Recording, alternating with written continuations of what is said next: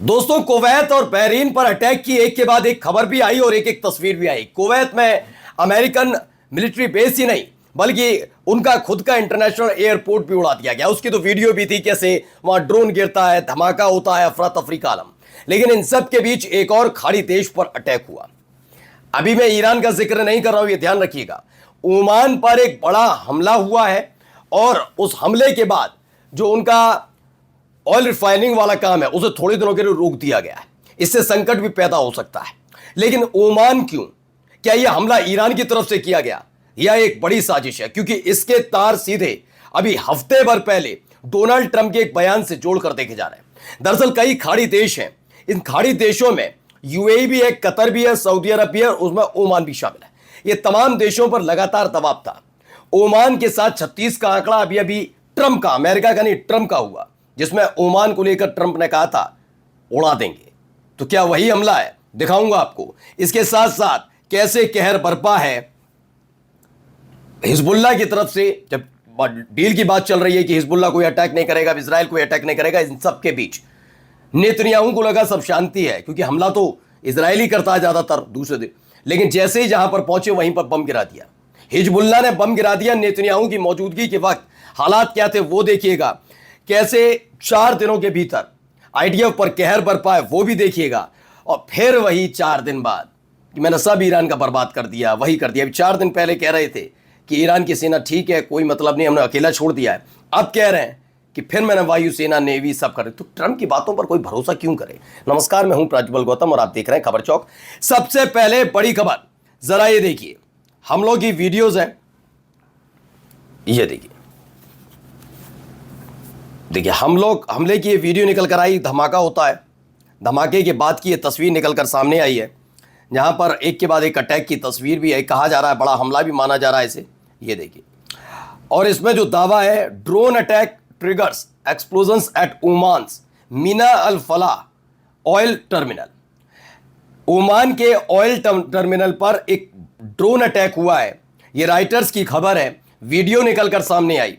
दरअसल ऐसे वक्त में जब ईरान दक्षिणी ईरान में हुए अटैक के एवज में अमेरिकन बेस को टारगेट कर रहा और कुवैत के इंटरनेशनल एयरपोर्ट पर भी अटैक किया, उसके बाद शायद यह गफलत रही होगी कि ओमान पर अटैक करके इस पूरे मामले को जोड़ दिया जाएगा।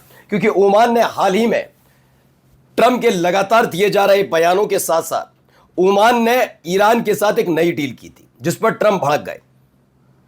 ट्रंप के भड़कने के बाद उन्होंने कहा ओमान को उड़ा देंगे, लेकिन ओमान नहीं माना है। ओमान अब अमेरिका का पिट्ठू बनने के लिए तैयार नहीं है, ऐसी खबर निकल कर आई। ऐसे में जब ईरान के साथ साझेदारी ओमान की हो चुकी है, तो आखिरकार ईरान क्यों अटैक करेगा? क्योंकि कहीं भी रिपोर्ट नहीं है अभी तक। हां, आने वाले वक्त में इसे जोड़ा जाए, जिससे ओमान ईरान के साथ अपने संबंध खत्म करे।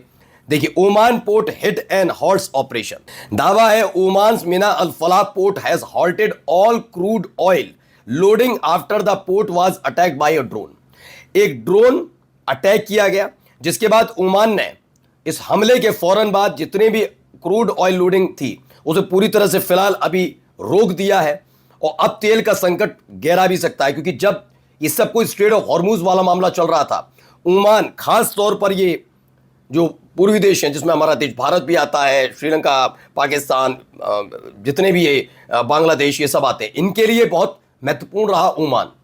ओमान के इस ऑयल टर्मिनल पर अटैक किया और फिलहाल ओमान ने ऑयल टर्मिनल पर काम रोक दिया है।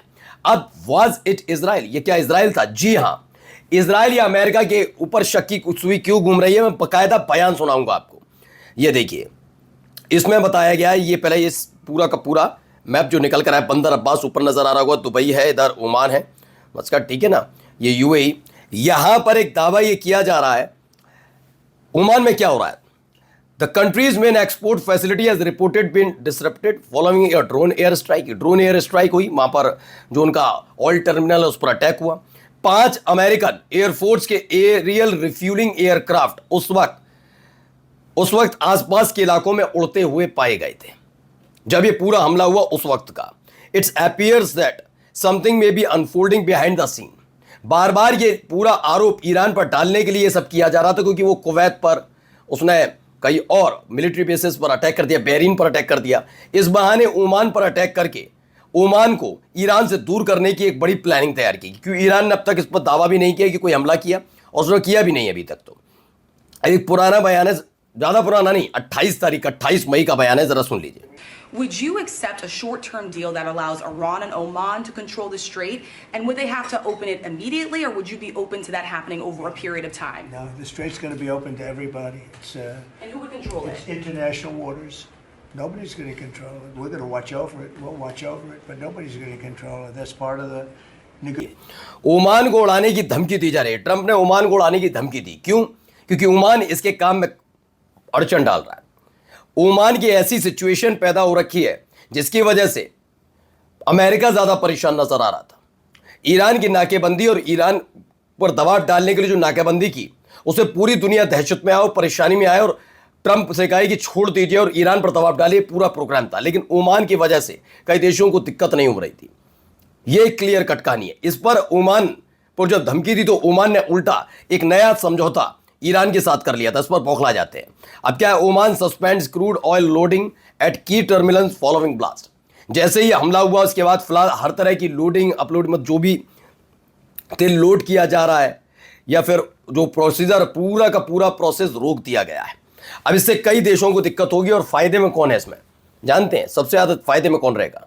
अमेरिका के लिए। ये अमेरिका यही चाहता है कि पूरी दुनिया इस परेशानी से जूझे, क्योंकि दुनिया पर ज्यादा फर्क तो पड़ा, देखिए फर्क तो पड़ रहा है स्ट्रेट ऑफ हॉर्मुज की वजह से, लेकिन अमेरिका की करतूत में कोई साथ आने के लिए तैयार नजर नहीं आ रहा है। अब आइए एक और खबर आपको दिखाते हैं क्या हुआ। ये नेतन्याहू पहुंचे।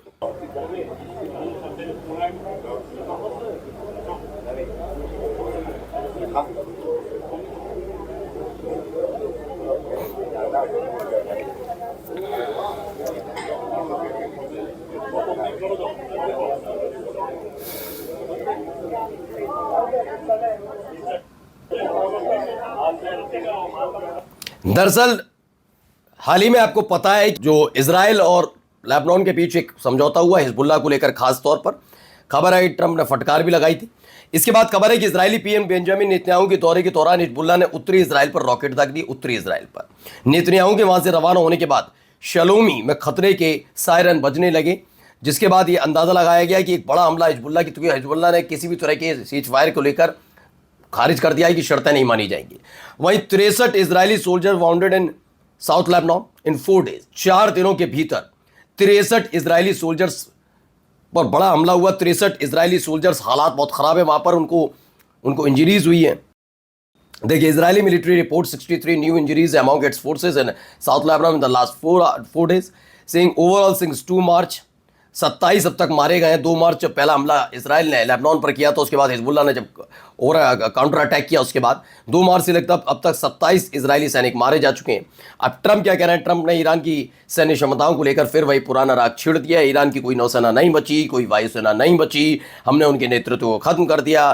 फिर भी फेक न्यूज कहती है कि वे युद्ध में अच्छा कर रहे हैं। ट्रंप ने दावा किया 159 जहाज समुद्र की तलहटी में पड़े हैं। ईरान की नौसैनिक और वायु शक्ति पूरी तरह नष्ट हो गई। अमेरिका के पास इन दावों के समर्थन में तस्वीरें हैं। वो बात अलग है, अब तक ये तस्वीरें दिखाई नहीं गई। वैसे तो छोटी छोटी बातों को ट्रुथ सोशल पर डालकर दुनिया भर से बात के सामने रखते हैं। वो तस्वीरें भी साझा कर देना कि कैसे बर्बाद कर दिया ईरान को। आओ ना, वो नहीं कर पा रहे। नमस्कार।